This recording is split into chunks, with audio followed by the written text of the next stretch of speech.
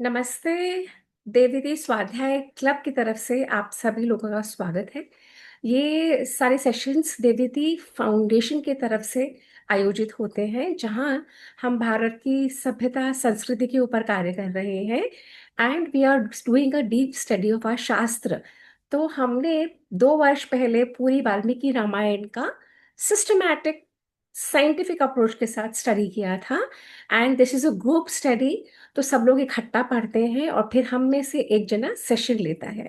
तो अब तक महाभारत के सेशन यूजुअली मैं लेती रही, but Ashima has been kind enough to volunteer to take session, so this is Ashima second session. Okay, तो हम लोग सब मंत्र कर लेते हैं पहले। ओके, आशिमा आप रिपीट करोगे? हाँ, मैं करूंगी। मैंने लिखा आ- हुआ है। आपने लिखा हुआ है? तो मैं हम्म, बोलती हूँ, फिर एक बार आप रिपीट करना, फिर सब लोग बोल लेंगे। ठीक है। ओम ओम ॐ नारायणं नमस्कृत्य नारायणं नारायणं नमस्कृत्य नमस्कृत्य नरं चैव नरोत्तमं नयं नरं चैव चैव नरोत्तमं नरोत्तमम् देवीं सरस्वतीं व्यासं देवीं देवीं सरस्वतीं सरस्वतीं व्यासं ततो जयम् उदीरयेत्। ततो ततो जयमुदीरये। एक बार आप सिर्फ सुनिए। नारायणं नमस्कृत्य नरं चैव नरोत्तमं देवीं सरस्वतीं व्यासं ततो जयमुदीरयेत्। तो ये मंत्र क्या कह रहा है? ये मंत्र, जैसे आई कीप टेलिंग यू, एक बार और दोहरा देती हूँ। ये मंत्र कह रहा है, 1 सेकेंड।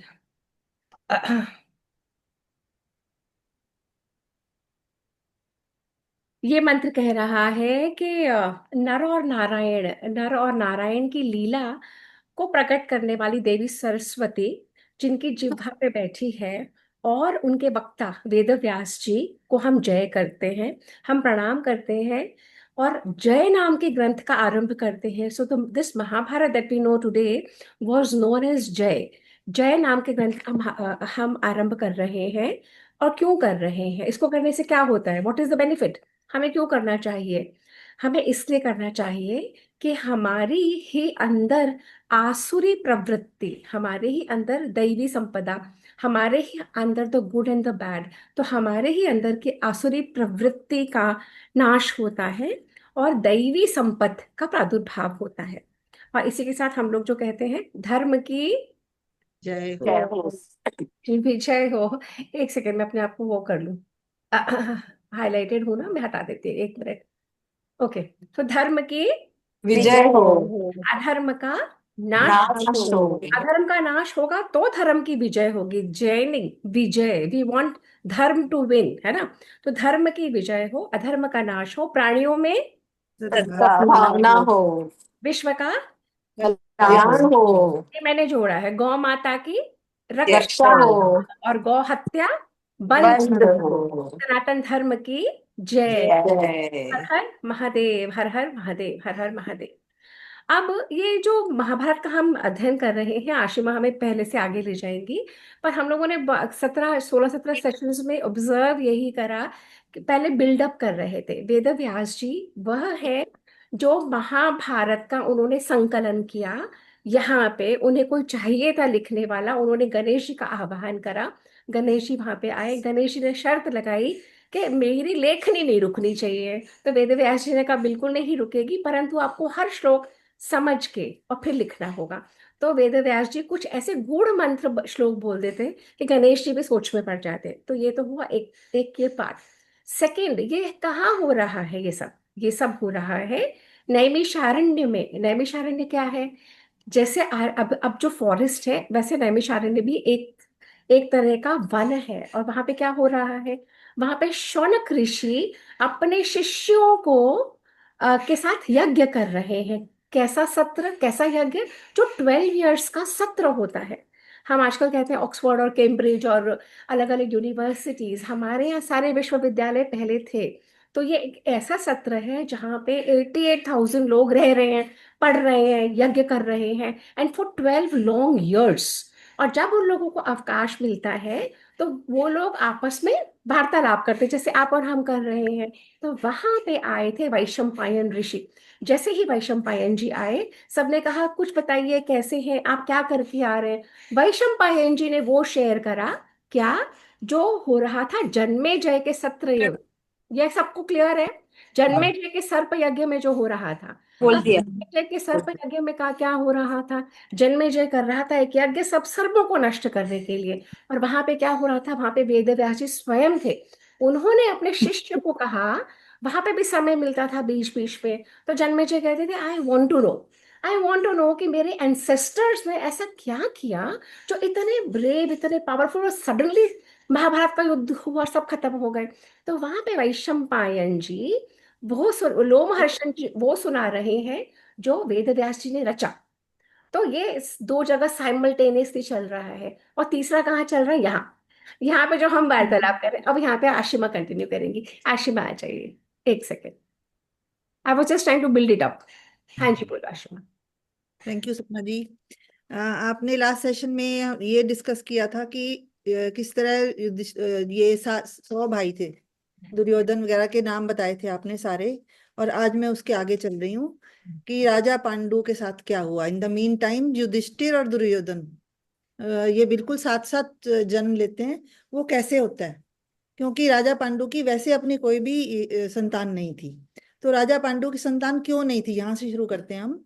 तो यहाँ पर क्या था कि जो राजा पांडु थे, वो सब जितने भी राजा थे वो शिकार का उनको धर्म मानते थे वो लोग, कि मृग हत्या करेंगे, या हम उसकी हिरण की या सिंह की भी हत्या करते थे वो लोग। तो उनको शिकार का बहुत शौक होता था। तो ऐसे ही एक दिन शिकार करते करते वो एक जंगल में जाते हैं। तो जंगल में जाते ही उनके साथ क्या होता है कि वो एक बहुत ही विशाल वन, घना जंगल था। तो वो देखते हैं कि एक मृग और मृगी वहां बैठे होते हैं। वो अपनी इंटीमेसी में बैठे होते हैं। और जैसे ही राजा पांडु मृग को उनको देखते हैं, वो बिना देखे बिना सोचे समझे वो तीर चला देते हैं। तो अब जैसे ही वो तीर चलता है, तो वो एक्चुअली में क्या होते हैं, वो एक ऋषि, वो ऋषि होते हैं। और राजा पांडु जैसे ही उनको 5 बाण से डालते हैं, तो मृग के रूप में वो ऋषि पुत्र अपने वेश से बाहर आ जाते हैं। तो जैसे ही वो उनको तीर लगता है, तो वो जमीन पे गिर जाते हैं और उनको बहुत पेन हो रहा था उस टाइम। तो वो रोने लगते हैं जोर जोर से। और उनको बोलते हैं कि राजन, तुम तो बड़े अच्छे कुल में पैदा हुए हो, फिर भी तुमने ऐसा गलत काम क्यों कर दिया मेरे साथ? तुम्हारी बुद्धि क्यों भ्रष्ट हो गई हो, ये पूछते हैं। तो राजा बोलते हैं कि नहीं, अरे मुनि, तो उनको बाद में पता चलता है, वो कहते हैं नहीं, ये तो हमारा धर्म है। कोई भी राजा है वो मृग भी मार सकता है और वो भी शेर भी मार सकता है। तो फिर आप मेरी निंदा कैसे कर सकते हो? तो महर्षि फिर वो एग्जाम्पल देते हैं कि महर्षि अगस्त्य ने भी तो देवताओं के लिए एक वन में बहुत सारे जानवरों को भगा दिया था और कुछ को मार भी दिया था। तो मेरा धर्म अनुकूल बर्ताव क्यों नहीं है? मैं तो धर्म के अकॉर्डिंग ही चल रहा हूँ। तो इस तरह वो कहते हैं नहीं, मैं आपको रीजन बताता हूँ। मृग जब अपने उसमें आ जाते हैं, ये मनुष्य वेश में, तो वो बोलते हैं कि मनुष्य भी संकट में दिए हुए शत्रुओं पर हत्या नहीं करता। कि कोई भी आदमी है, चाहे वो राजा है या इंसान है, जब कोई भी शत्रु हो या मित्र किसी संकट में हो, तो वो उसके ऊपर वार नहीं करते। और मैं तो तुम्हारी निंदा इसलिए नहीं कर रहा कि तुम राजा हो और तुमने शिकार किया। मैं तो इसलिए निंदा कर रहा हूँ कि मैं इस टाइम अपने काम में बिजी था। क्योंकि मैं एक ऋषि हूँ, इसलिए मुझे ये सब काम मनुष्य योनि में करने मुश्किल लगते हैं। तो इसलिए मैं, तुमने उच्च कुल में जन्म भी लिया और ऐसा दुर्भाग्यपूर्ण कार्य कर दिया। तो कहते हैं कि मैं तो एक ऋषि हूँ जो कि पाप नहीं करता और फल फूल का आहार करता हूँ, और मैं मृग का रूप धारण करके ही रहता हूँ। और फिर वो अपना नाम बताते हैं कि मैं ऋषि किंदम हूँ और तपस्या में ही लगा रहता हूँ। तो फिर वो कहता है कि नहीं, अब मैं जो है, तुमने मेरे को सेटिस्फाई नहीं होने दिया। मैं तो काम से मोहित था और तुमने मुझे इस अवस्था में मारा है। अब तुम्हें इस काम का दंड तो भुगतना ही पड़ेगा। तो वो कहते हैं कि देखो, अब तुम जब भी कभी अपनी पत्नी काम से मोहित होकर अपनी पत्नी के साथ समागम करोगे, तो क्या होगा, तुम्हारी मृत्यु हो जाएगी और वही पत्नी तुम्हारे साथ आगे जाएगी। ऐसा कहकर वो जो मुनि होते हैं, मृग रूपी मुनि, वो दुखी होकर मर जाते हैं। और राजा पांडु भी बहुत परेशान होते हैं, वो बड़े दुखी होते हैं। और ये हमारा 117 एपिसोड कंप्लीट हो गया। इसके बाद फिर क्या करते हैं वो आगे देखो। जब उनको श्राप मिलता है, तो अब उनके साथ क्या होता है। अब वो राजा पांडु जब दुखी होकर रोने लगते हैं, पश्चाताप करते हैं कि मैंने क्या कर दिया, ये इतनी बड़ी मिस्टेक मैंने कैसे कर दी। मैं तो अच्छे कुल में पैदा हुआ था, लेकिन फिर भी मैंने अपने अपने ऊपर बैलेंस नहीं रखा, और मैं दुर्गति को प्राप्त हो गया। अब फिर वो याद करता है, जैसे हम करते हैं ना, अपनी गलती के दूसरों के ऊपर डालने की कोशिश करते हैं। फिर वो कहते हैं नहीं, मेरे फादर भी ऐसे ही थे, विचित्र वीर्य, उनके साथ भी यही हुआ था, उन्होंने भी ऐसे ही ज्यादा कामासक्त हो गए, वो भी जल्दी मर गए थे। लेकिन फिर वो कहते हैं नहीं, लेकिन मेरा जन्म तो वेद व्यास जी से हुआ है, तो फिर मैं ऐसा काम कैसे कर सकता हूँ। तो फिर वेद व्यास जी से वो एनकरेजमेंट लेते हैं, कि वो भी वैसे वेद व्यास जी भी ग्रस्त थे, उनकी भी वाइफ थी, उसका भी एक प्रसंग आगे आएगा। तो वो सोचते हैं अब मैं क्या करूं, तो प्लानिंग करते हैं। तो उन्होंने कहा कि अब मैं अपना लाइफ ही चेंज कर लेता हूँ, मैं ये गृहस्थ आश्रम से निकल ही जाता हूँ। तो वो कहते हैं मैं अपना मोक्ष के मार्ग पर चलूंगा, तो उस उत्तम वृत्ति का पालन भी करूंगा, कठोर तपस्या करूंगा, सिर मुंडा लूंगा, और इसके बाद जो है मैं भिक्षा मांगूंगा, और कोई मुझे नहीं भी देगा तो मैं कुछ नहीं बोलूंगा, मैं दूसरे लोगों से भिक्षा मांगना शुरू कर दूंगा। तो इस तरह जो है फिर वो बताते हैं, और मतलब जो ये बताते हैं इसमें, फिर वो सारे मुनियों की क्वालिटीज इसमें बताई हुई हैं, कि वो कहते हैं कि मैं अब वृक्षों के तले ही निवास करूंगा, और मैं अपनी सारी अच्छी बुरी, जितनी भी अच्छी मेरी बहुत अच्छी चीजें लगती हैं, मैं उसको भी छोड़ दूंगा। मैं ना किसी की प्रशंसा से बहुत खुश होऊंगा, और ना निंदा से परेशान होऊंगा, और ऐसे ही ना ही मैं किसी की अच्छी चीज को अडॉप्ट करने की कोशिश करूंगा, और ना ही मुझे नमस्कार चाहिए, ना ही मुझे आशीर्वाद चाहिए, और ना ही मैं सुख दुख में, मेरे लिए सुख दुख सब एक ही बराबर होंगे। तो इस तरह करते करते मेरे को, ना मैं गुस्सा भी नहीं करूंगा, अपने आप पे पूरा कंट्रोल करूंगा। तो ऐसा करते करते वो कहाँ पहुंच जाते हैं, अपनी पत्नी के पास। उनकी पत्नी कौन थी? कुंती। तो वो कहते हैं कि कुंती के पास जाते हैं, और कुंती के पास जाकर वो बताते हैं, बहुत दुखी होते हैं। तो पत्नी पूछती है कि क्या हुआ। तो लेकिन वो करते हैं कि उनसे परेशान हो कहते हैं कि ठीक है, अब मेरे को श्राप मिला है, मैं अब तुम दोनों मेरे को छोड़कर हस्तिनापुर चली जाओ, मैं तुम्हारा ध्यान रखेंगे, विदुर हैं, धृतराष्ट्र हैं, माताएं हैं, वो तुम्हारा ध्यान रख लेंगी, तुम लोग जाओ यहाँ से वापस। और इस जो है ना, कहते मैं तो वन में ही रहूंगा, और यहाँ रहकर तपस्या करूंगा। तो लेकिन जो कुंती और माद्री होती हैं बहुत ही सती, वो कहती है नहीं, हम आपको छोड़कर कहीं भी नहीं जाएंगे, हम आप तो हमारे साथ भी तपस्या कर सकते हो, तो हम भी आपके साथ साथ मोक्ष को प्राप्त होने वाली तपस्या करेंगे। तो वो कहते हैं हम भी अपना काम सुख का परित्याग करके, हम लोग भी अपने आप को, सारी जो हमारी इंद्रियां हैं, सारे हमारे सेंसेस हैं, उसको हम कंट्रोल कर लेंगे। तो इस तरह जो है वो धीरे धीरे वो सब उसी तरह चलने लगते हैं, और राजा पांडु भी उनको परमिशन दे देते हैं कि ठीक है, तुम ऐसे ही करो। वो कहते हैं मैं अब तुम्हें मेरे अकॉर्डिंग ही रहना पड़ेगा, वल्कल वस्त्र धारण करने पड़ेंगे, आभूषण भी आपको त्यागने पड़ेंगे। तो वो दोनों जो पत्नियां वैसे ही करने लगती हैं, और वानप्रस्थ आश्रम उनका शुरू हो जाता है। तो उसके पहले वो क्या करते हैं, कुंती और माद्री के जितने भी आभूषण होते हैं, वो उनको ब्राह्मण जो उनके आसपास ऋषि मुनि होते हैं, उन सबको वो दान कर देते हैं, और एक्चुअल में वानप्रस्थ आश्रम वो धारण कर लेते हैं। ये स्वयं के भी आशमा अपने भी सारे वो पेंच अपने सारे आभूषण और अपनी पत्नियों के। हाँ। हाँ, तीनों के आभूषण वो ब्राह्मणों को दान कर देते हैं। और जो उनके अनुचर होते हैं, जो उनके साथ वन में आए होते हैं, वो बहुत परेशान होते हैं, और दुखी होकर वो वापस चले जाते हैं। तो राजा पांडु जो है नागशत पर्वत पर चले जाते हैं, सबसे पहले नागशत पर्वत पर जाते हैं, फिर शतभर्ग पर्वत पर जाते हैं, और सारे ऋषि जो है, मुनि हैं, उनकी रक्षा करने लगते हैं। तो उनको पुत्रों के समान प्यार करते हैं, और उनके साथ उनको गाइड भी करते हैं। तो यहाँ पर हमारा 118 कंप्लीट हो गया।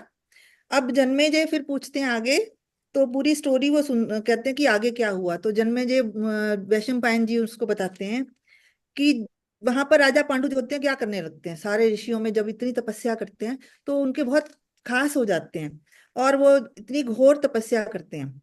तो अमावस पर एक बार एक ऐसी तपस्या करते करते वर्षों बीत जाते हैं, और एक बार क्या करते हैं वो, कुछ ऋषि आते हैं, ऋषि कहते हैं कि हमें अब इंद्र जी के पास जाना है, हम ब्रह्मलोक जा रहे हैं, ब्रह्मा जी के भी दर्शन करेंगे। तो इधर ऋषि ये राजा पांडु सोचते हैं कि ये तो बड़ा अच्छा स्वर्ग जाने का चांस है, क्योंकि वैसे तो मेरा कोई संतान नहीं है, वैसे तो स्वर्ग की प्राप्ति होगी नहीं, इसलिए मैं इनके साथ ही चला जाता हूँ। तो वो ऋषियों के प्रार्थना करते हैं कि मैं भी आपके साथ ही चलूंगा, और मेरी पत्नियां भी आपके साथ ही चलेंगी। लेकिन वो ऋषि कहते हैं नहीं महाराज, आप वहां नहीं जा सकते, वहां बहुत कठिन जो है यात्रा है, और ऐसी जगहें भी हैं वहां पर जहां पर पक्षी जा ही नहीं सकते। तो आपकी ये दोनों पत्नियां जो कि इतनी कोमल हैं, वो कैसे जाएंगी वहां पर? तो चल ही नहीं पाएंगी वो लोग। तो पांडु कहते हैं नहीं। फिर वो बताते हैं कि मैं क्यों जाना चाहता हूँ। कहते हैं कि मैं संतानहीन हूँ, स्वर्ग का दरवाजा मेरे लिए वैसे ही बंद है। तो फिर वो बताते हैं कि मेरे चार ऋण होते हैं। एक, किसी भी जब भी हम धरती पर जन्म लेते हैं तो हमारे ऊपर चार तरह के ऋण होते हैं। एक होता है पितृ ऋण, जिसको हम श्राद्ध वगैरह से उतारते हैं। और दूसरा होता है देव ऋण, जिसको हम यज्ञ करते हैं, पूजा पाठ करते हैं। और तीसरा वो बताते हैं ऋषि ऋण, जो कि वो इस टाइम ऋषियों के साथ बैठकर सेल्फ स्टडी, स्वाध्याय, जैसे हम स्वाध्याय करते हैं वैसे ही करते हैं। और एक होता है मनुष्य ऋण, कि हमें दूसरों के साथ अच्छा व्यवहार करना चाहिए। तो वो कहते हैं 3 दिन तो मेरे उतर गए, और चौथा ऋण मेरे पास उतारने का कुछ है ही नहीं, सोर्स ही नहीं है, तो मैं तो ऐसे ही आपके साथ चलूंगा। तो इधर वो कहते हैं नहीं। मैं, वो ऋषि बोलते हैं कि राजन तुम नहीं जा सकते, क्या टमाटर नहीं जले। क्योंकि हम अपनी दिव्य दृष्टि से देख रहे हैं। हम अपनी दिव्य दृष्टि से ये देख पा रहे हैं कि आपके बहुत ही बलवान और बड़े ही अच्छे पुत्र पैदा होंगे। तो वो कहते हैं कि वो, उनको लगता है कि कैसे हो सकता है ये मेरे को तो श्राप मिला हुआ है, तो मैं कैसे कर सकता हूँ? मैं तो ना धार्मिक अनुष्ठान कर सकता हूँ, कुछ नहीं कर सकता, तो ना ही मैं वहां जा सकता हूँ। तो वो बड़े दुखी होते हैं। तो फिर वो अपनी पत्नी के पास जाते हैं, और लेकिन वहां पर उनको ये बताते हैं राजा पांडु कि किस प्रकार जो है उनके उत्तराधिकारी लोग, कौन कौन से लोग उनके उत्तराधिकारी बन सकते हैं। अगर उनकी अपनी संतान नहीं है तो कौन कौन लोग उनका उत्तराधिकारी बन सकता है। तो वो बताते हैं एक कुटुंब के लोग होते हैं और एक कुटुंब के नहीं होते। तो उनको वो कहते हैं बंधु दायाद, जो कुटुंबी होते हैं। उसमें भी 3-4 तरह के लोग उन्होंने बताए कि जो आपके रिश्तेदार हैं, आपके कुटुंब हैं, वो उत्तराधिकारी बन सकते हैं अगर आपका अपना पुत्र नहीं है। और उसमें जो है आपकी विवाहिता पत्नी का पुत्र, अगर आपको अपनी पत्नी से जो पुत्र प्राप्त हो पहले वो बनता है। फिर वो कहते हैं कि दूसरा, अपनी ही पत्नी के गर्भ से दूसरे पुरुष के द्वारा उत्पन्न किया गया पुत्र, जैसे कि राजा पांडु के सारे पुत्र थे। तीसरे थे कि पुत्री का पुत्र भी उत्तराधिकारी हो सकता है। चौथा था बहन का पुत्र। अपनी, अगर आपका अपना बेटा नहीं है तो आप अपनी बहन के बेटे को भी बना सकते हैं। फिर है कि कई बार ये होता है कि आप शर्त रखते हो किसी लेडी के साथ शादी करने के टाइम, कि तुम मुझे पुत्र दोगी और तभी मैं तुम्हारे साथ शादी करूंगा। तो ये तो बंधु वाले थे, जो आप रिश्तेदारों से आप बना सकते हैं। ऐसे ही वो कहते हैं कि कई बार वो लोग हमारे कुटुंबी भी नहीं होते, लेकिन फिर भी आप उनको बना सकते हो। उसमें होते हैं कि अगर कोई अपना बच्चा स्वयं समर्पित कर दे, वो भी राजा बन सकता है। या फिर आप उसको धन से खरीद लो, किसी बच्चे को अपना बेटा बना लो, तो वो भी उत्तराधिकारी बनने का राइट है। इसी तरह जो है, कोई आपके साथ बहुत प्यार से रहता हो, वो कहे कि मैं ही आपका बच्चा हूँ, तो वो भी उत्तराधिकारी बन सकता है। इसी तरह जैसे वो बताते हैं, जैसे वेद व्यास जी पैदा हुए थे, वो मतलब शादी से पहले जो बच्चा होता है वो भी बन सकता है। ऐसे ही अपने कुल का कोई और पुत्र भी बन सकता है, या फिर अपने से हीन जाति से उत्पन्न हुआ पुत्र भी उत्तराधिकारी बन सकता है। तो वो अपनी पत्नी को कहते हैं कि पृथे, आज मैं तुमसे एक रिक्वेस्ट करूंगा कि आज मैं तुम्हें दूसरे पुरुष के पास भेजूंगा, और तुम्हें मेरे समान ही तुम्हें एक संतान मिलेगी। तो यहाँ पर 119 कंप्लीट हो गया। लेकिन वो क्या है, पृथा, पृथा मीन्स कुंती। तो इस तरह पृथा बोलती है कि नहीं, मैं तो आप ही की धर्म पत्नी हूँ, मैं आपके सिवा किसी के साथ भी समागम की बात सोच भी नहीं सकती। आप कैसे सोच सकते हो कि मैं दूसरे पुरुष के पास जाऊंगी और मैं ये काम करूंगी? आप मेरे ही गर्भ से पुत्र प्राप्त करोगे। तो लेकिन वो फिर वो कथा सुनाती हैं कि यहाँ पर एक कथा है कि किस प्रकार उस टाइम में लोग इतने ज्यादा रिलीजियस और इतने ज्यादा अच्छे लोग होते थे कि वो अपनी डेड बॉडी से भी उनको इस तरह का पुत्र प्राप्त होता था। तो वो स्टोरी सुनाती हैं कि एक परम धर्मात्मा राजा था, व्युषिताश्व। तो ये रियल स्टोरीज हैं सारी। व्युषिताश्व राजा था, वो इतना ज्यादा अच्छा था कि इंद्र लोग जैसे लोग भी उसकी हवन में आकर उसकी हेल्प करते थे। वो राजा अश्वमेध यज्ञ करता था और सारे लोग उसकी हेल्प के लिए आते थे, ना कि पूजा के लिए, सिर्फ हेल्प के लिए आते थे। और वो राजा बहुत अच्छा था, अपनी प्रजा को बहुत पुत्र की तरह प्यार करता था। अब उसकी पत्नी भी बहुत, कुक्षीवान, राजा कुक्षीवान की पत्नी थी उसकी, भद्रा। अब भद्रा जो है, भद्रा भी बहुत पतिव्रता थी। तो क्या हुआ कि वो भी, लेकिन उसकी एक गलती के कारण वो भी जल्दी से जल्दी उसको मृत्यु प्राप्त हो गई। वो परलोक चले गए, लेकिन तब तक उसके कोई बच्चा नहीं था। तो भद्रा बोलती है कि पति, अब मैं अपने पति को मतलब विलाप करते हुए कहती है कि अब मैं भी आपके साथ जाना चाहती हूँ, मेरा भी यहाँ रहने का कोई काम नहीं है, और जैसा भी होगा आगे, जैसी भी लाइफ होगी, मैं उसके साथ आपका साथ दूंगी। मैं आपके साथ छाया की तरह रहूंगी और आपके हर धर्म कर्म में मैं आपकी हेल्प करूंगी। तो वो बहुत उस टाइम बड़ी वियोग विलाप कर रही होती है वियोग में। तो एक बात अभी उसको आकाशवाणी सुनाई देती है।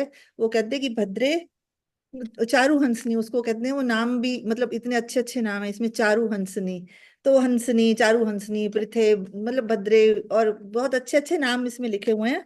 वो कहता है कि नहीं, मैं तुम्हारे घर से पुत्र होगा, तुम रो नहीं, तुम देखो कैसे करना है, मैं तुम्हें बताता हूँ। तो वो कहते हैं जब तुम ऋतु स्नाता होकर उस दिन तुम मेरे साथ सोना और मेरी डेड बॉडी के साथ सोना, तो तुम्हें जो है पुत्र प्राप्त होंगे। तो ऐसा कहकर वो ऐसा ही करती है, तो उसके 7 पुत्र प्राप्त होते हैं उसको। उसमें 3 तो शाल्व देश के होते हैं और 4 मद्र देश के राजा बनते हैं। तो इस तरह उसने अपने अपने तपोबल से वो 7 पुत्र प्राप्त करती है। तो यहाँ पर हमारा 120 भी खत्म हो गया। अब इसके बाद है 121, तो आगे इनकी कन्वर्सेशन पांडु और कुंती की स्टार्ट रहती है। तो पांडु बोलते हैं कि कुंती, वो राजा तो बहुत देवव्रत देव तुल्य थे, जब सारे देवता आकर उनकी हेल्प करते थे तो वो देव तुल्य होंगे। मैं तो तुम्हें अपने पति द्वारा किया हुआ कहा गया कार्य तुम्हें नहीं, मना नहीं करना चाहिए, ये गलत बात है। तुम्हें धर्म के प्रति, चाहे मैं तुम्हें गलत ही कह रहा हूँ तो भी तुम्हें मानना पड़ेगा, क्योंकि इसमें एक तो मेरी इच्छा है, एक ये राज्य के लिए अच्छा है, इसलिए तुम्हें ये काम करना ही पड़ेगा। तो कुंती बोलती है नहीं ठीक है, मैं आपको ना, चलो ये ऐसे नहीं करूंगी, लेकिन मैं आपको एक राज की बात बताती हूँ। तो यहाँ पर वो फिर उसको एक राज की बात बताती है। यहाँ पे मैं आपको बताती हूँ, पेज 419। तो यहाँ पे वो कुंती अपनी मैरिज से पहले की सारी उसको स्टोरी सुनाती है। तो वो कहती है कि जब मैं बाल्यावस्था में थी तो मेरे पिता के घर में मुझे एक काम दिया गया था कि जितने भी गेस्ट आएंगे तुम उनको एंटरटेन करोगी, उनकी सेवा करोगी। तो वो कहते हैं ठीक, वो तो जो कुंती होती है बहुत ही अच्छे तरीके से उनकी सेवा करती है। तो वो सेवा किसकी कर रही होती है? जो कि बहुत गुस्से वाले अपने ये होते हैं, दुर्वासा ऋषि। तो दुर्वासा ऋषि आते हैं, उनको वो बहुत सेवा करती है। तो दुर्वासा ऋषि क्या करते हैं, उस बहुत खुश होते हैं। तो बहुत खुश होकर वो उसको वरदान देते हैं, कहते हैं कि मैं तुम्हें एक वरदान देता हूँ। शायद उन्होंने शायद कुंती का आगे का भविष्य देख लिया था, तो उन्होंने उसी तरह का एक उनको वरदान दिया। तो उन्होंने कहा कि मैं तुम्हें एक मंत्र दूंगा, उस मंत्र से तुम जिस जिसको भी बुलाओगी वो सब तुम्हारे अधीन होकर फटाफट चले आएंगे, और जो भी तुम उनको काम दोगी वो पूरा करेंगे। तो वो कहती ठीक है। तो इस प्रकार जो है उसको वो, मैं पिता के घर पे थी तो मैंने ये वरदान मुझे मिला था, और मैं आज ये वाला वरदान यूज कर सकती हूँ। तो पांडु बहुत खुश होते हैं कि ये तो बहुत ही अच्छा हो गया, कि धर्म के अनुकूल भी हो गया और काम भी हो गया। तो पांडु बोलते हैं ठीक है, तुमने मुझ पर बहुत उपकार किया है, तुम आज अच्छे से प्रयत्न करो। और आज सबसे पहले हम किसको बुलाएंगे? धर्म को। तो धर्म का आह्वान करो। वो तो कुंती जो होती है अच्छे से पूजा पाठ करती है, उनको अच्छे से मंत्र पढ़ती है और धर्म को बुलाती है। धर्मराज, धर्म मीन्स है धर्मराज।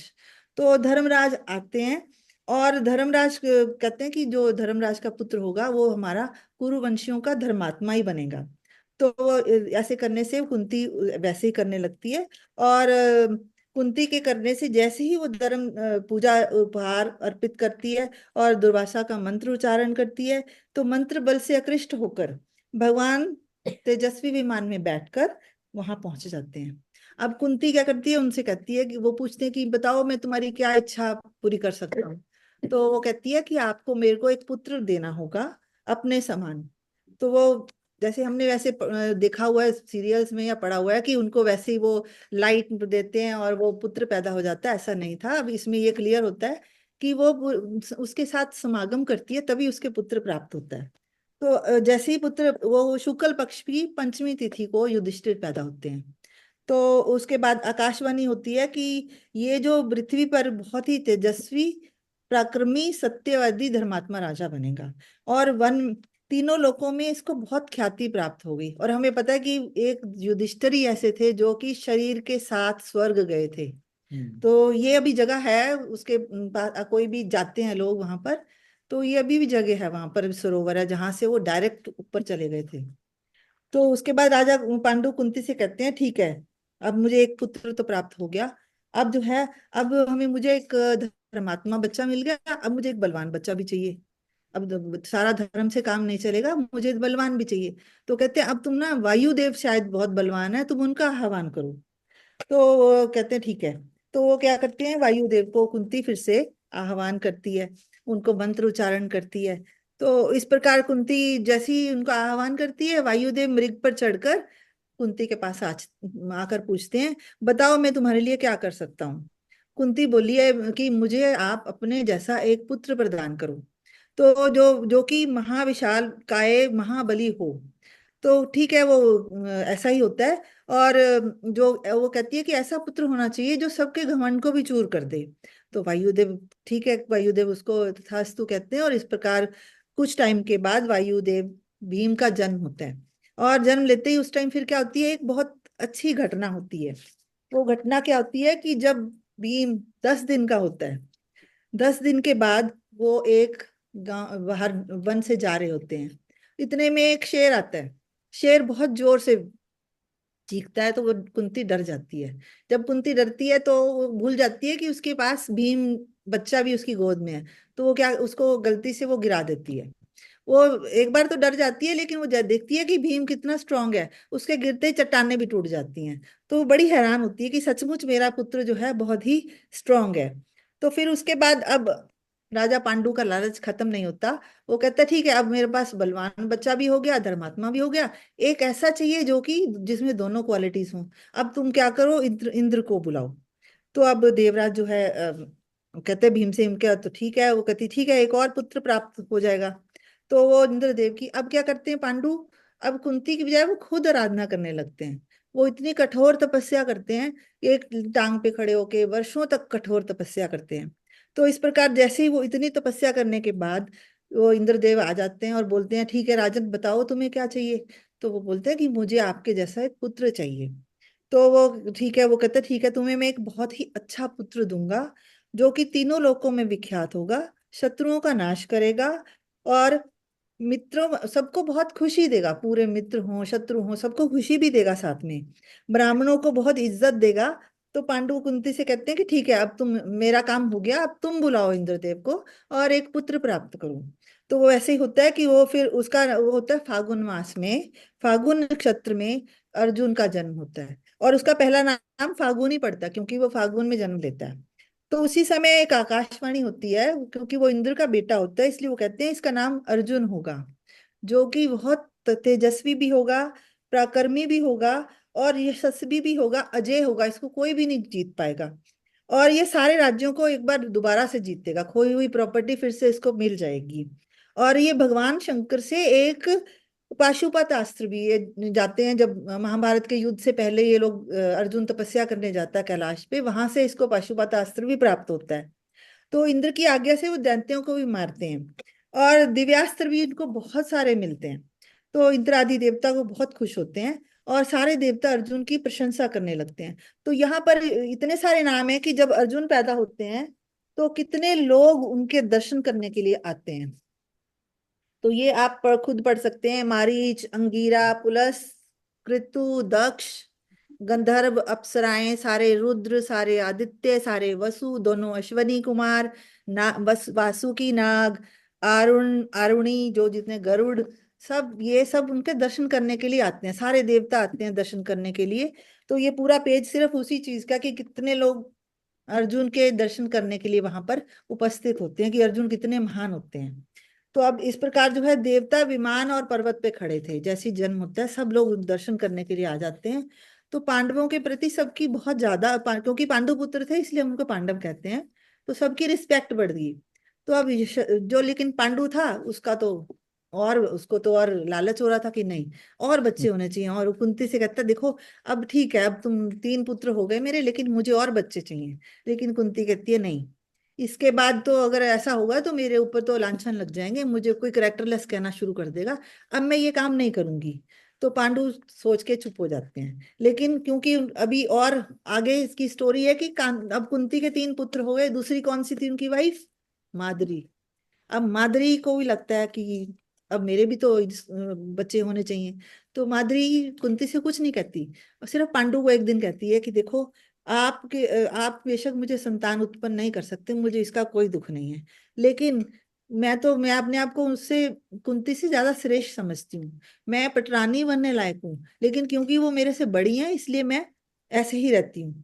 फिर भी आप कुंती से आप रिक्वेस्ट करो ना कि उसके 3 बच्चे हुए हैं, मेरे भी हो जाएं। तो वो राजा पांडु को बात समझ आती है कि हाँ ये तो ठीक है, कुंती तो मुझे और बच्चे नहीं दे रही, अब मैं कुंती से रिक्वेस्ट करता हूँ। तो वो अपने आप कुंती के पास जाते हैं। तो ये राजा पांडु ये भी कहते हैं कि मैं तुम पर जबरदस्ती नहीं करना चाहता था, रिक्वेस्ट, मतलब उस टाइम भी लेडीज की रिस्पेक्ट थी कि वो लोग भी मतलब उसकी सहमति के बिना कोई कार्य नहीं करते थे। तो इस प्रकार वो कहते हैं देखो, मैं ये चाहता था लेकिन अब तुमने मुझे अपनी कंसेंट दिया, अब मैं बात कर सकता हूँ। तो वो जाते हैं, तो कुंती को समझाते हैं। कुंती क्योंकि कुंती और माद्री दोनों सौतन होती हैं, थोड़ा सा एलिमेंट इसमें आता है। तो वो कहते हैं कि देखो, कुंती उसको कन्विंस कैसे करते हैं कि कुंती देखो, मुझे पता है कि तुम बहुत अच्छी हो, तुम ऐसा ही काम करोगी जिससे कि तुम ऐसा ही काम करोगी जिससे कि तुम्हें, 1 मिनट, 1 मिनट, बीच में कुछ ब्रेक हो गया। नहीं ठीक है, हमें तो ठीक आ रहा है। इसको तो मैंने, आशिमा, हमें ठीक आ रहा है। ठीक है ठीक है। तो हम्म। वो कहते हैं, कैसे कन्विंस करते हैं कि देखो तुम बहुत अच्छी हो, तुम धर्म के अनुकूल कार्य अभी तक तुमने किया है, तुम ऐसा काम करो जिससे कि मेरा भी मान बढ़ जाए, तुम्हारा भी मान बढ़ जाए, और हम आप तुम्हारा यश का विस्तार हो। और तुम अब ऐसे करो, तुमने तो इंद्र से भी मेरे को बच्चा दिया, तुमने धर्म से भी दिया। तो इस तरह उसकी बहुत मिन्नत करते हैं एक तरीके से। तो अब तुम एक काम कर दो, तुम कुछ ऐसा अनुष्ठान कर दो, तुम एक बार किसी देवता को बुलाओ ताकि माद्री के भी बच्चे हो जाएं, तुम्हें भी योग्य संतान मिल जाए। तो अब कुंती मान जाती है।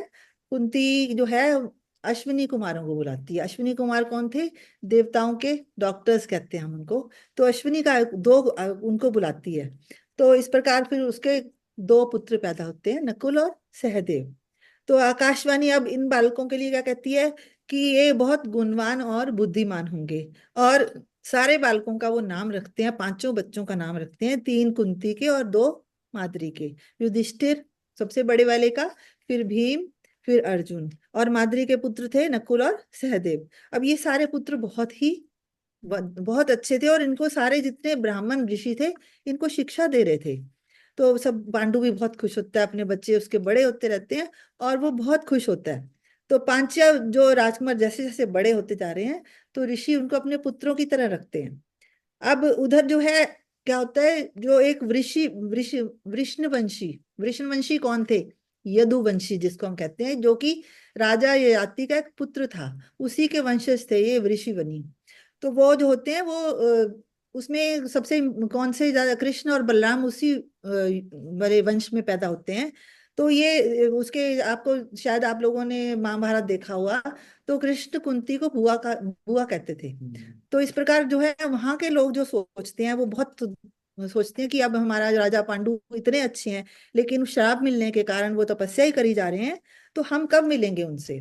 इतने में क्या होता है, उनको बहुत अच्छी गुड न्यूज मिलती है कि अब वहां पर पांडु के 5 पुत्र पैदा हो गए। तो वो लोग बहुत खुश होते हैं। ये सोचकर वो क्या करते हैं कि अब बच्चों का संस्कार होना चाहिए, जो बच्चे वहां पैदा हुए हैं वहां कुछ नहीं है। तो वो क्या करते हैं, अपने अपने उन सभी राजकुमारों के लिए और उनकी माताओं के लिए आभूषण वगैरह लेकर चलते हैं। और वहां पर उनको किसको लेके जाते हैं साथ में? कश्यप पुरोहित, उनके पुरोहित होते हैं कश्यप ऋषि। तो वो संस्कार करने के लिए उनके बच्चों के उनको साथ ले जाते हैं। तो वो पर्वत पर पहुंचते हैं, और इस प्रकार सबसे पहले कौन पहुंचता है वहां पर? श, शर्यावंशज। शर्यावंशज कौन थे उसमें? कौन था? शुकदेव। शुक शर्याती, शर्याती वंशज। शर्याती वंशज। शुक कौन थे? वेद व्यास जी के पुत्र। इसकी एक स्टोरी है, वो बाद में डिस्कस करेंगे।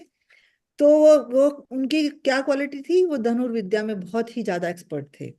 और वो क्या करते हैं, सारे पांडवों को धनुर्विद्या में पारंगत कर देते हैं। भीम को गदा चलाना सिखाते हैं, युधिष्ठिर को तोमर, और अर्जुन तो सबको पता है कि बहुत धनुर्वेद का विद्वान थे वो तो। और वो सुखदेव जी क्या करते हैं, वो इतने खुश होते हैं उसको, अर्जुन को क्या देते हैं, अपने गिफ्ट के तौर पर धनुष देते हैं, नाराज देते हैं। तो अर्जुन बहुत खुश होता है और कहते हैं सारे पांडव एक एक साल का अंतर था सब में।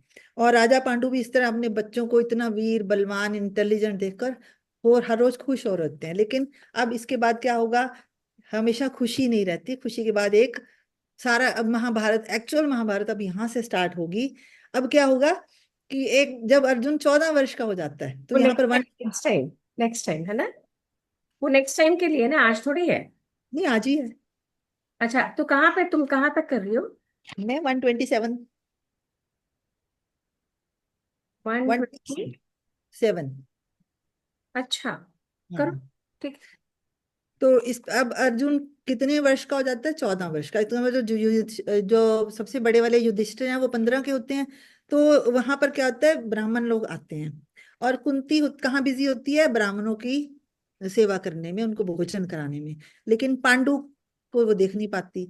इधर क्या होता है कि पांडु जो है काम मोहित होकर माद्री के साथ वन में जा रहे होते हैं। और वो वन बहुत सुंदर होता है, उसमें बहुत बड़े बड़े कमल और बहुत ही सुंदर जगह होती है। तो महाराज पांडु क्या करते हैं, माद्री को कहते हैं कि तुम मेरे साथ समागम करो। माद्री बहुत मना करती है, उनको अपनी श्राप की याद भी दिलाती है, लेकिन अब उनका कंट्रोल नहीं होता पांडु का। तो वो क्या करते हैं, उसको जैसे ही वो कुछ होता है तो वो गिर जाते हैं, उनकी मृत्यु हो जाती है। और माद्री ये देखकर बहुत परेशान होती है। और कुंती, और इतने में क्या, उसकी आवाज सुनकर कुंती और पांडव भी वहां पहुंच जाते हैं। अब पांडु और कुंती को देखकर जैसे ही द्रौपदी देखती है उसको इस अवस्था में, वो कहती है कि तुमने ऐसा क्यों किया, महाराज को रोका क्यों नहीं, तुमने उनको याद क्यों नहीं कराया कि उनके ऊपर श्राप है। लेकिन क्या माद्री कहती है कि मैंने बहुत कोशिश की रोकने की, शायद ये काल ही था उनका जो उनको बुला रहा था। तो इसलिए वो मानने ही नहीं बिल्कुल भी मेरी बात। तो कुंती और सब बहुत रोते हैं और बेहोश हो जाती है कुंती। तो माद्री उनको उसको उठाती है, उसको हौसला देती है। तो कुंती कहती है कि माद्री चलो जो हो गया, अब मैं, अब मेरा भी एक धर्म है, मैं अब महाराज के साथ सती हो जाऊंगी। तो माद्री कहती है नहीं, तुम वीर पत्नी तुम नहीं, मैं बनूंगी। क्योंकि मुझे लगता है कि शायद मेरे बच्चे तुम्हें अपनी माँ समझते हैं और मैं तुम्हारे बच्चों के साथ जस्टिस नहीं कर पाऊंगी। इसलिए आप इन पांचों बच्चों को संभालो और मैं ही महाराज के साथ जाऊंगी, मैं उन सती हो जाऊंगी। और लेकिन जो मुनि होते हैं वो उसको समझाते हैं दोनों को कि नहीं, तुम्हारे बच्चे छोटे हैं, तुम्हें ऐसा नहीं करना चाहिए। लेकिन वो नहीं मानती। तो कुंती कहती है कि देखो कुंती, और ब्राह्मण ये भी कहते हैं कि देखो तुम्हारे पास कुंती भोज हैं और इसके बाद शाल शाल्ब नरेश हैं, और इसी तरह जो है तुम्हें अपने पति के साथ नहीं जाना चाहिए। तो बहुत समझाते हैं उनको कि किस प्रकार जो है तुम्हें करना चाहिए। कि वो कहते हैं ठीक है, पति की मृत्यु के बाद तुम्हें बहुत सारे नियमों का पालन करना पड़ेगा, जमीन पर सोना पड़ेगा, तुम्हें अपनी मन वचन क्रम जो भी है उसके ऊपर तुम्हें, बिल्कुल ठीक है, सारे सारे अनुष्ठान करने पड़ेंगे।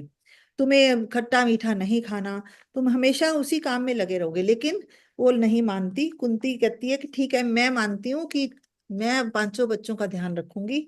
और ये कहकर तुम जो माद्री है वो अपने पति के साथ जाने की तैयारी करती है।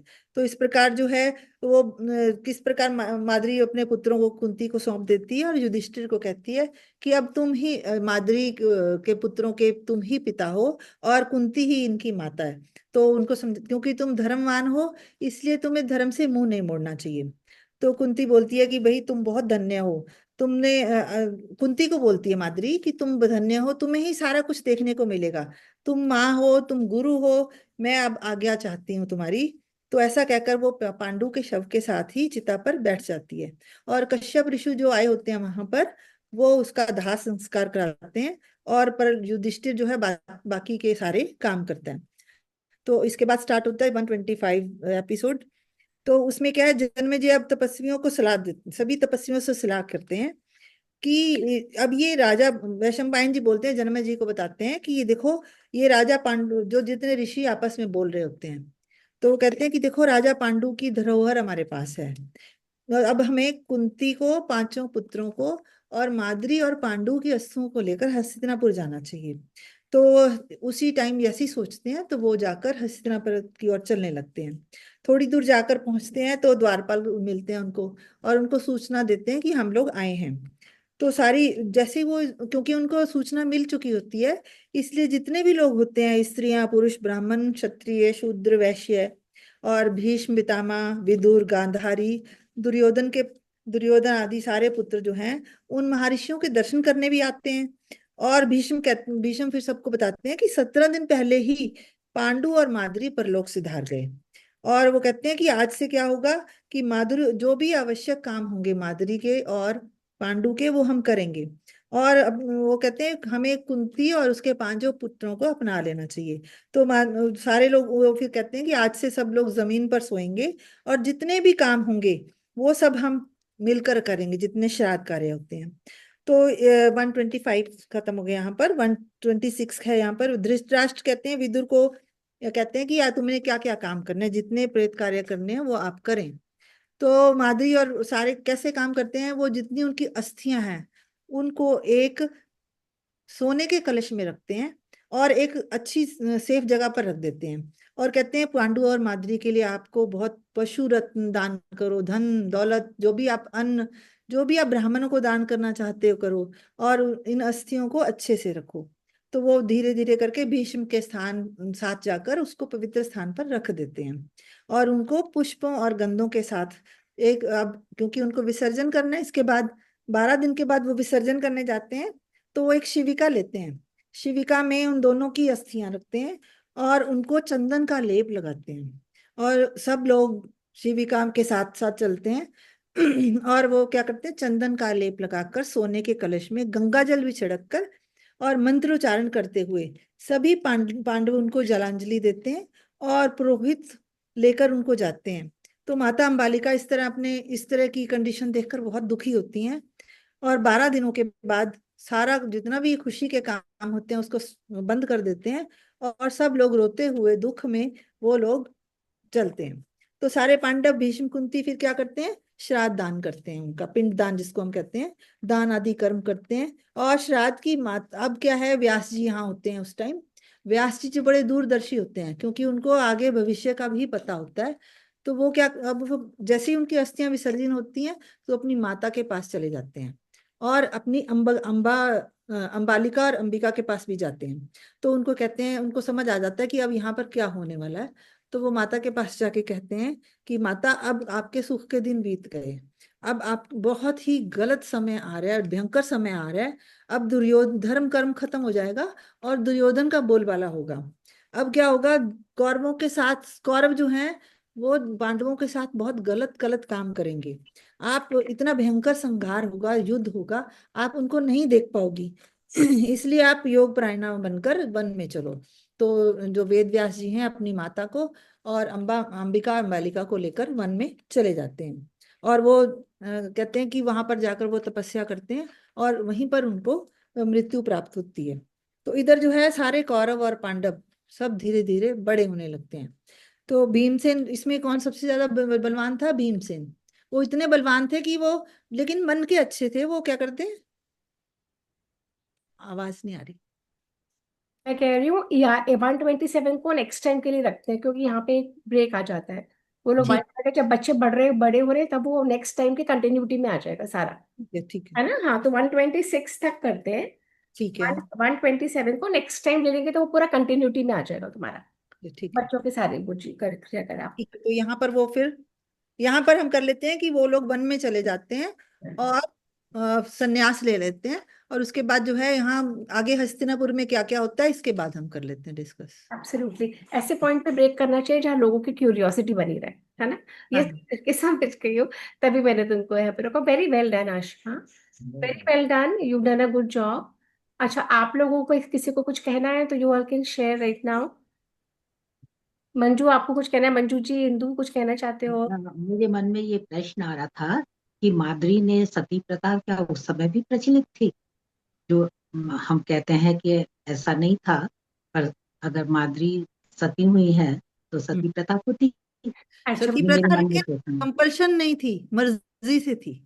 है। एक second, let's get the perspective straight. जब हम प्रथा कहते हैं, मतलब कि अगर 1 लाख लोग हैं उसमें 90,000 लोगों को वो चीज करनी चाहिए, या चलो 50,000 लोगों को करनी चाहिए। प्रथा, जो प्रथा शब्द बोला गया है ना, मतलब 1 लाख में से 50,000 या 60,000 या 40,000 को करनी चाहिए। पर हम देखते हैं very few examples, very very few examples throughout the history.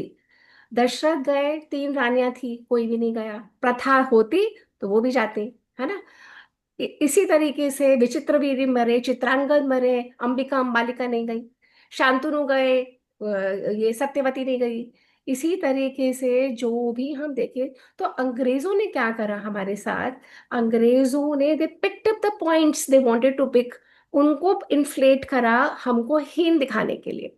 समझ रहे हैं आप मंजू जी? उनका क्या एजेंडा था? प्रथा नहीं थी, प्रथा बनाई गई। सती तो हमेशा थी। सती कब से है? शिव जी की पत्नी सती, जिन्होंने अपने आप का दाह कर दिया था अपने पिता की के यज्ञ में, सती, उस सती से ये शुरू हुआ पति है। के सम्मान के लिए। सती ने अपने सम्मान के लिए, प्रथा नहीं थी।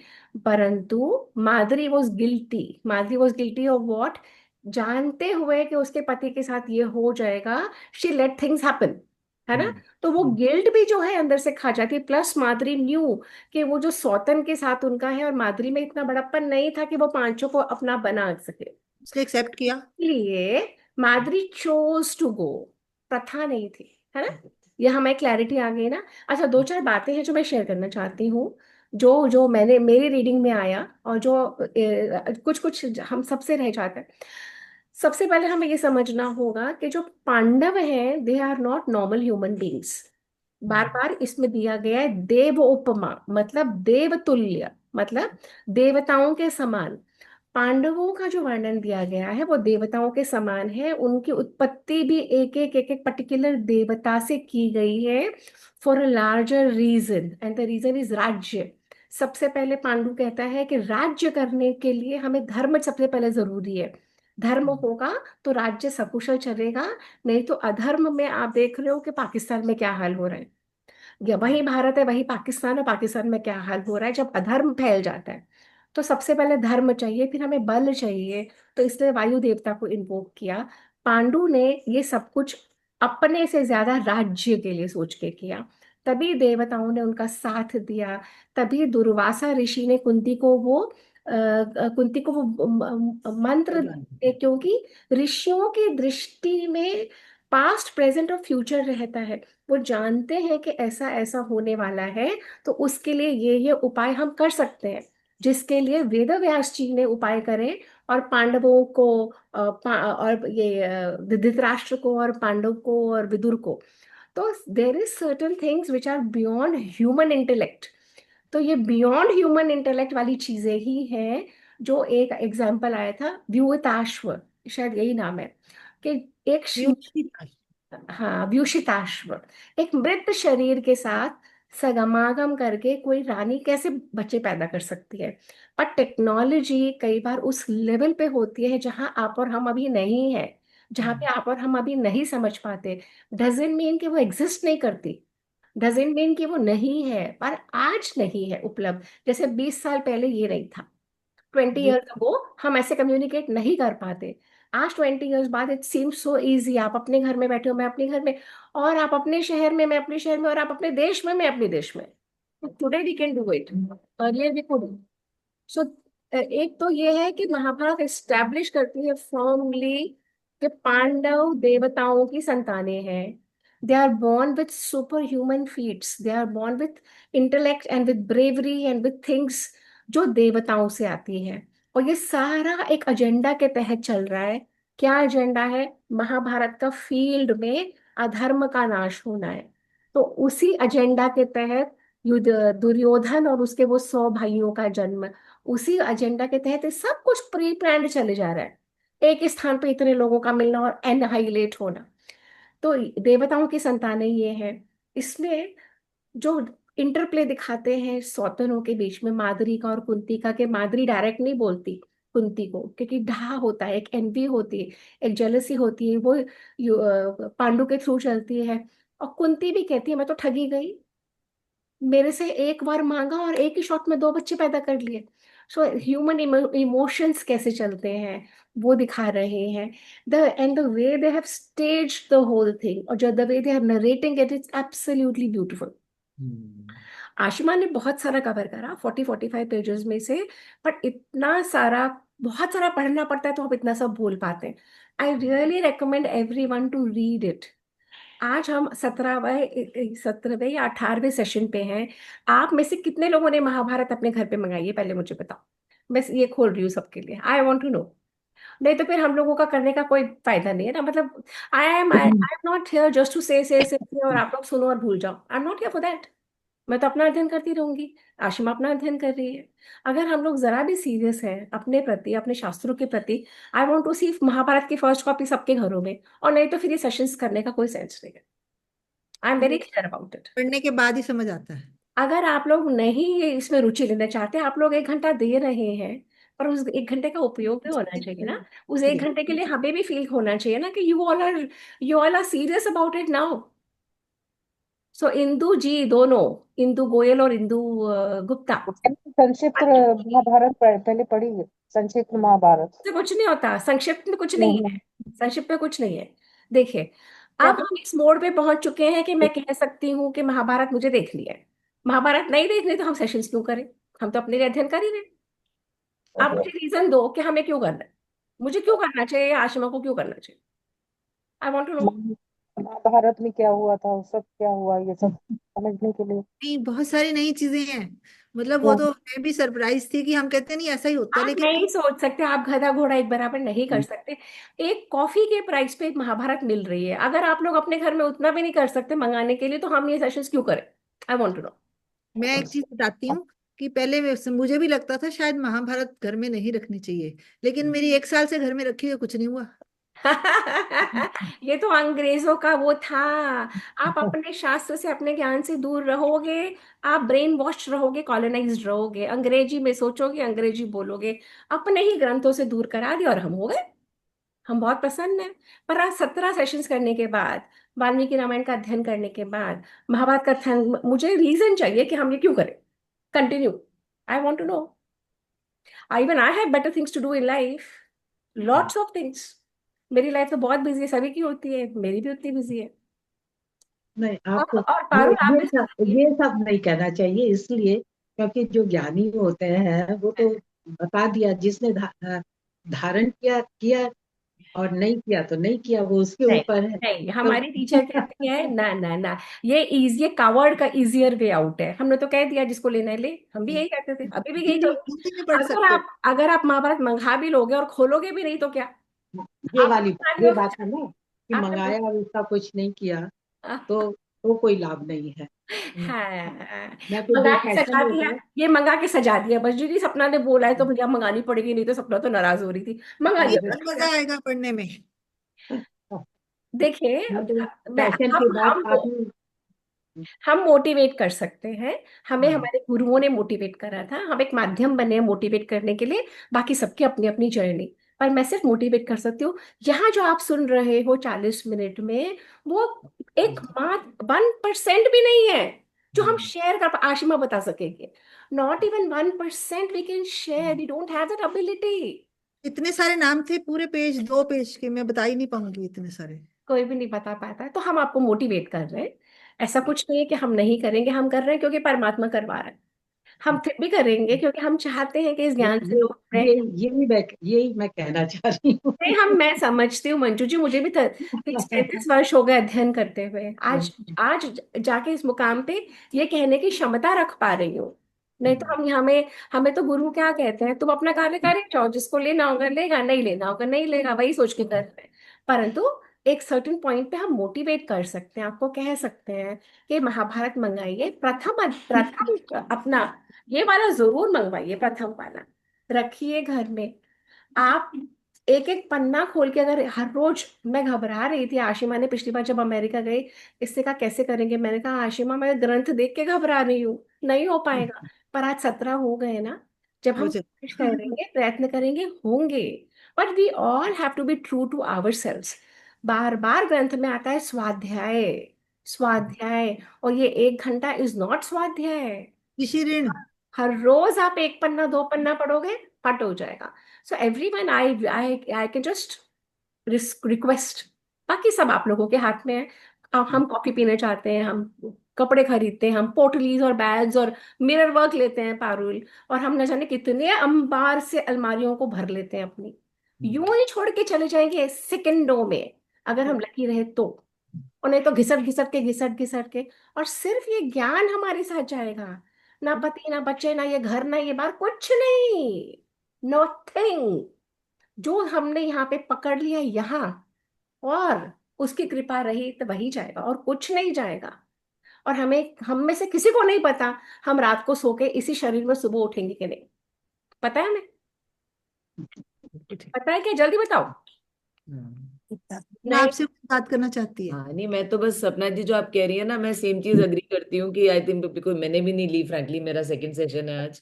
बट मुझे भी लग रहा है कि अगर जैसे आप ऑलरेडी डिसाइड करके बताते हैं कि यहाँ से यहाँ तक हम इस बार करेंगे, अगर हम सब लोग पढ़ के आए और वी हम लोग ट्राई करें वी तो एक ट्राई बेटर डिस्कशन, हाँ एक, absolutely doctor Mona, we are trying to make it a book club.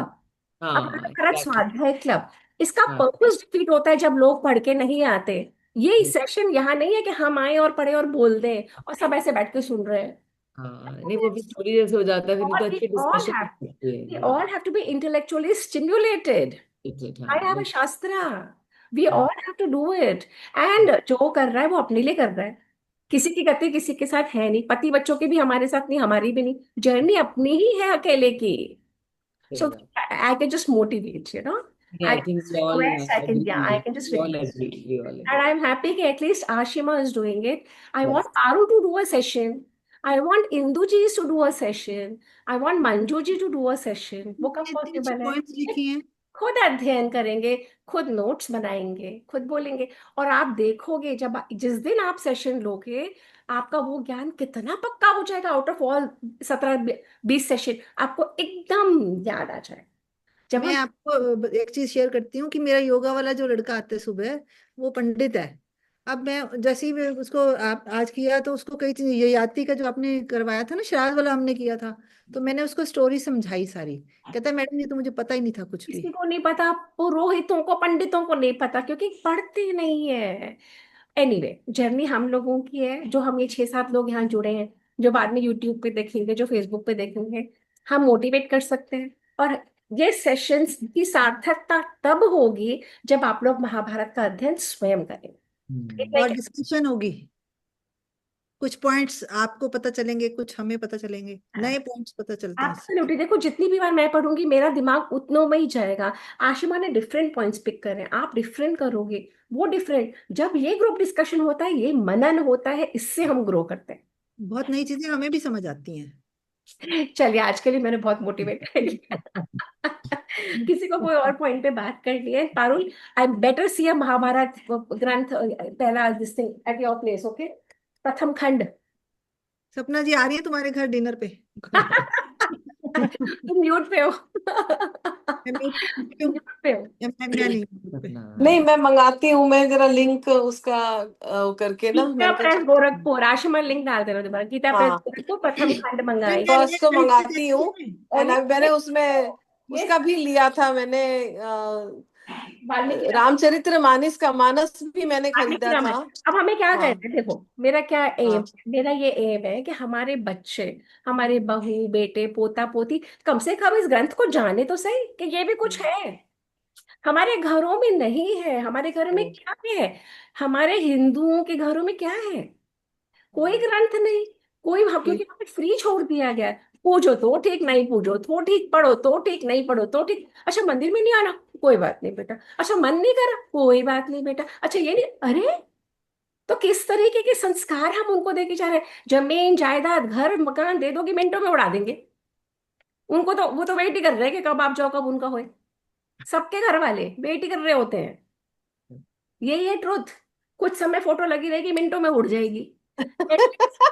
At least ये, एटलीस्ट बता रही हूँ, एक बार घर पेंट होता है तो बुड्ढा बुड्ढी घर से गायब हो जाते हैं। तो कोई हम्म। से बुड्ढा बुड्ढी हूँ, आप हमारे हमारे सास ससुर हैं, उनसे पहले हमारे माँ बाप थे, अब नहीं हम। चलो फर्स्ट तो मंगाते हैं उसको भी मैंने हिम्मत करी थी, रामचरितमानस का एक मैंने सेशन लिया था। देखो, तो हाँ अब बहुत इसको अच्छा भी, और एक्चुअली जो जैसे आप तुम बता रही हो वो जो मैंने खुद से सेशन लिया था वो मुझे बिल्कुल एब्सोल्युटली वो पिक्चर क्लियर है मेरे दिमाग में कि व्हाट नमस्ते, आई स्पोक। नमस्ते, मैं यही कहती हूँ, हाँ नमस्ते। जब जाग जाएंगे तब सवेरा, हाँ मेरे द्वारा, मेरे द्वारा परमात्मा या गुरु कुछ कहलवा रहे हैं, हम सबके लिए है ये, मेरे लिए भी उतना ही लागू करते हैं। मैं कौन सी बहुत बड़ी हो गई फन्ने खा, मैं भी पढ़ ही रही हूँ, अध्ययन ही कर रही हूँ, 30 वर्ष हो चुके। पारुल, मैं मंगवा देती हूँ तुम्हारे लिए। मंगा दो मेरी तो ए फर्स्ट मंगा दो। हाँ तो let me have at least one, तो एक स्टार्ट तो करूँ, उसको भी देखूंगी। एब्सोल्युटली प्रथम खंड मंगवाइए, मैंने प्रथम मंगा दी तो तो आशिमा चलो तुम्हारी वो रही।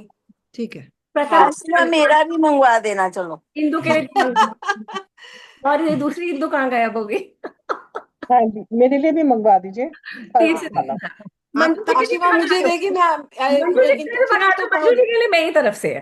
आपके पास कैसे पहुंचेगी मुझे ये नहीं नहीं पता। नहीं आशिमा तुम मुझे दोगी ना, हाँ तुम हाँ। मुझे देखो, मैं पीछे इनकी वो रहती है उपमा, तो अच्छा इनके पास, इंदु के पास तो एकदम पहुंच जाएगी। मेरे हाँ, पास पहुंच जाएगी। इंदु भाभी हाँ को मैं जल्दी दे दूंगी। हम्म, बस तो दो मंगा दो, मेरी और इंदु की, तो हम लोग हमारा तो हो जाएगा। ठीक है, चार 3 कॉपी तो हो गई। मंजू जी चलो आप। देखो आज मोटिवेशन से, आज सपना के इतने बोलने से ना हैंड्स अप हो गए बिल्कुल। हाँ भाई हमें दो। समझो ना, ये अनमोल ज्ञान कितने की होती तुम्हारी थी, 450 रुपए की, पता नहीं कितने की, इतने की थी। नहीं मनी इज नथिंग, मनी तो ये तो बिल्कुल ही वो है पीनट, वो मन तो कुछ की भी बात, नहीं है। यही तो बोलती हूँ। लेकिन जो तुम सेशन ले रही हो वो प्राइसलेस है। अरे वो हम कौन टीना लेने से, वाले हैं पारुल, हम कोई नहीं होते लेने वाले, वो करवाता है। चलो हम तो तुम्हें माध्यम जो है हमें जो पहुंचा रहा है वो भी बहुत है, ग्रेट। लास्ट टाइम का मेरा मिस हो गया, अभी तक मैंने वो देखा नहीं है, अब मैं I have to find and watch that too. Teacher ने मुझे टाइट करा, मेरी टीचर बोलती है तुम्हारा पर्पस क्या है, वो हम्म पर्पस फुल हो रहा है क्या? हम्म मैं सोच में पड़ गई, बिकॉज जब तक हमें देखो गुरु डायरेक्शन दे देता है कि क्यों कर रही हूं मैं, किस लिए कर रही हूं मैं, क्या मिल रहा है, उनको भी क्या मिल रहा है, जब तक आप लोगों की ग्रोथ नहीं होगी तो मेरा करने का भी क्या फायदा? आप लोगों की ग्रोथ के साथ मेरी ग्रोथ होती है, नहीं तो मैं किसको बोलूं, मैं किस लिए अध्ययन नहीं करूं? खुद भी हम जितनी बार उसको पढ़ते हैं उतनी बार उसको अलग रूप में उसका हमें पॉइंट्स दिमाग में आते हैं। हाँ हाँ हाँ हाँ हाँ हाँ हाँ, बिल्कुल, मेरे फादर फोन कर रहे हैं। आशा तुम एक मिनट कंटिन्यू करो, तब तक मैं एक सेकंड। हाँ जी। हाँ, नेक्स्ट सेशन पारुल रहेगी अब। अरे अभी नहीं, अभी तुम, अभी तो एकदम मत बोलो, क्योंकि अभी तो मैं नहीं एक ले लूंगी ये नहीं, पक्का है, बट हाँ नॉट इमीडिएटली। नहीं नहीं, वो मुझे पता है, मैं तो तुम्हें एनकरेज कर बस रही मेरी हूँ। कॉपी आ जाए फिर हाँ मैं, हाँ, हाँ और फिर मेरे को ये दे दूंगी। पहले से ही करूंगी, फिर उसको पढ़ूंगी, फिर अपनी ठीक। नोट्स बनाऊंगी, तब मैं सेशन ले पाऊंगी। नहीं पता है, उसमें बहुत मतलब नई चीजें इतनी अच्छी लगती हैं वो, जो कि हमें शायद बिल्कुल नहीं पता थी। हाँ ने जो सेशन एक शायद वो ये याति वाला मिस किया, उसमें मतलब हाँ वो हम मेरे को लिंक मिला नहीं फिर, और मैं भी ये वीक बहुत बिजी रही। हम तो करते रहते हैं कि ये कर लिया, क्यों ये नहीं पता होता कि रीजन क्या है। बच्चे हाँ पूछते भी अरे तो हम आंसरेबल नहीं हमारी होते। टीचर क्या कहती थी, हमारी टीचर कहती थी बच्चे पूछते कि हैं बताइए। अपने, बिजी कौन नहीं है, बिजी हम सब है ना, पर अपनी प्रायोरिटी में बिजीनेस उस चीज का रखो जो परलोक में भी तुम्हारे साथ जाएगी, तो प्रायोरिटी सेट कर लो। इसी एटलीस्ट जगह सब कुछ करना है और यही कर पूरा के खत्म होके मर जाना है, कि कुछ ऐसे पे काम करना है जो साथ जाएगा। तो जब हम ये सोचते रहते हैं सतत कि हमारे साथ क्या जाएगा, कौन जाएगा, कैसे जाएगा, and what what exactly, then भी हमारी ऑर्डर ऑफ प्रायोरिटी ठीक होने लग जाती है। इट टेक्स टाइम, बट हो जाती है। पर यहाँ से करेक्शन चाहिए, यहाँ से करेक्शन चाहिए, और ये करेक्शन हमें ये शास्त्र देते हैं। अंग्रेजों की बहुत सोची समझी साजिश थी कि इन लोगों को इनके ही ज्ञान से वंचित कर दो। तो जब आप जड़ों से जुड़ विहीन हो जाते हैं अपनी ही, और western culture, western media, western सब कुछ को फॉलो करते हैं, तो उनका आपके ऊपर रूल करना इज वेरी इजी। उनका आपको बताना कि आप में सब कुछ सुपरस्टिशियस, आउटडेटेड, ओल्ड फैशन, कुछ भी आपका अच्छा नहीं है, और फिर हमें वो अपना डाल देते पता है एक्चुअली, रीजन नहीं पता क्योंकि हमने स्टडी नहीं किया। हैं। क्योंकि रीजन हमें होगा तो हम बता सकते ये हैं। ए हमें पता नहीं, बी हमें सिखाया नहीं गया, सी स्कूलों में नहीं है, परंतु हम 60-60 साल के, 65-70 साल के हो गए, हम कब तक कहेंगे उन्होंने नहीं किया? हम कब ओनरशिप लेंगे? हम कब तक कहेंगे स्कूल में नहीं कराया, माँ ने नहीं कराया, बाप ने नहीं कराया, ससुर ने, सास, अरे अब तुम वो माँ बाप दादा दादी हो, हम्म। तो हम हैं वो, हमारे बच्चे कहेंगे आपने नहीं कराया। So what have we done? Have we try to take responsibility? Have we try to learn and live it so our children can see? No, हम तो ब्लेम करे जा रहे हैं। ये सेशन शुरू करने का मैंने गुरुजी को मेरी बोला, सेशंस इसीलिए शुरू कर रहे हैं दीप्ति जी कि मैं वो ब्लेम करने वाली दादी ना बनूं, मैं कुछ कर लूं, जिसको देखना है वो देख लेगा, पर मैं दूसरों को ना ब्लेम करूं। मैंने क्या किया जीवन में? एक योगदान देने की कोशिश करी, प्रयास किया, इसलिए आज आपको सबको जगाया। मंथन लेकिन सपना, हम इससे जुड़े हैं, उसमें भी हमें अंदर से एक खुशी है कि हम इससे जुड़े हैं। एक खाली एक ये देख के कि अच्छा आज उसका स्वाध्याय का सेशन है और उसके बाद वी आर लॉस्ट, ऐसा नहीं है। We have become part of it. अभी एक स्टेप तो चढ़ लिए। आई मस्ट अप्रिशिएट कि आप हम्म। तो वो घंटा निकाल के आ रहे हो, क्योंकि सबों में वो ललक भी नहीं है, आप में वो ललक है, वो उमंग है, वो है अंदर, तभी आप आए हो। नहीं तो इस 1-1.5 घंटे में कुछ भी कर सकते थे। परंतु मेरा भी कार्य अधूरा रहेगा अगर मैं आपको नेक्स्ट लेवल तक नहीं ले जा सकूं। नहीं नहीं, समझ बिल्कुल। रहे हैं आप? उसमें मैं लैक करूंगी अपने कार्यों में, जो मेरे पास गुरु ऋण है मेरा, किसी से सीखा है, ये ऋण है मेरे ऊपर कि मुझे देना है, और मोटिवेट नहीं करूंगी तो मैं लैकिंग होती हूँ, है ना आशिमा? होते हैं ना? चलिए हम मंत्र बोलते हैं, माइंड अप करते हैं। ओम ओम पूर्णमद पूर्णमद पूर्णमिदं पूर्णमिदं पूर्णात् पूर्णात् पूर्णमुदच्यते पूर्णमुदच्यते पूर्णस्य पूर्णस्य पूर्णमादाय पूर्णमादाय पूर्णमेवावशिष्यते। पूर्णमेवावशिष्यते। ओम शांति शांति शांति ही। ओम शांति शांति शांति। परफेक्ट। ये बहुत छोटा सा मंत्र है और बहुत सुंदर है। ये इसका ये मीनिंग है कि पूर्णता से ही पूर्ण निकलता है, अपूर्ण से कोई पूर्ण चीज निकल नहीं सकती। उस ओशन में से कुछ पानी निकाल देंगे तो क्या ओशन काम हो जाएगा? ओशन नहीं काम हो जाएगा? नहीं। ओशन में कुछ पानी डाल देंगे तो क्या ओशन भर जाएगा? नहीं। नहीं इसी तरीके से ये ब्रह्मांड है, उसका रचा हुआ, ये पूर्ण है। हमें अच्छा लगता है, बुरा लगता है, वो हमारी प्रॉब्लम है। ये पूर्ण है, इसमें से कुछ निकालेंगे तब भी वो ब्रह्म है, नहीं निकालोगे तो भी वो ब्रह्म है, ब्रह्म में ही स्थित है सारा, है ना? चलिए, okay, Hariom everyone, Hariom. Okay. Next time with your Mahabharat. Yes, Ashima will help us. हाँ हाँ, sure.